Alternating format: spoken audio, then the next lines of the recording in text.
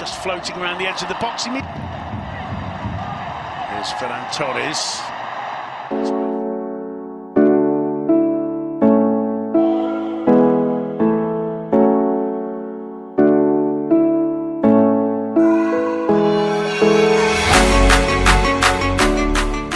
Dikutip dari Indosport.com, Ketua Umum PSSI Muhammad Iryawan memberikan kabar terkait nasib 3 pemain keturunan yang sedang dilakukan naturalisasi, yaitu Sandy Walsh, Jordi Amat, dan Shane Patinama. Proses naturalisasi Sandy Walsh dan kawan-kawan untuk timnas Indonesia memang terus berlangsung.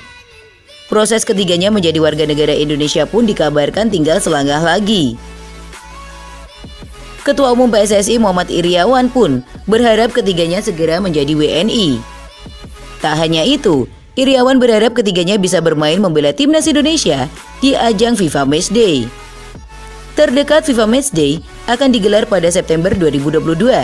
Harapannya adalah Amat dan Walsh, jika memungkinkan beserta Shane Patinama, sudah bisa membela skuad Garuda. Memang terdekat timnas Indonesia akan tampil di ajang FIFA Matchday bulan September mendatang.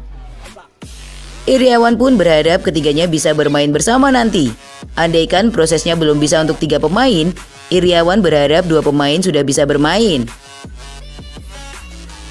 Tidak hanya proses naturalisasi 3 pemain keturunan di timnas Indonesia, sejatinya ada 3 pemain keturunan lainnya yang bermain di timnas Indonesia U19. Mereka adalah pemain berusia di bawah 20 tahun, yakni Jim Krok, Max Christoffel, dan Kai Boham. Ketiganya bahkan sudah mengikuti pemusatan latihan bersama timnas Indonesia U19. Namun untuk proses naturalisasi ketiganya, Iryawan masih menunggu respon dari Sintayong selaku pelatih timnas Indonesia U19.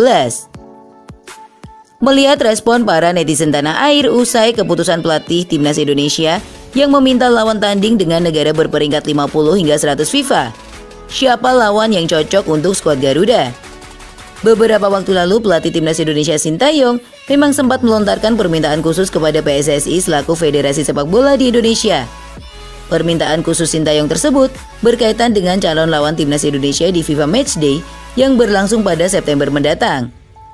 Sintayong meminta kepada PSSI untuk mencarikan calon lawan timnas Indonesia yang peringkatnya jauh di atas, antara ranking 50 hingga 100.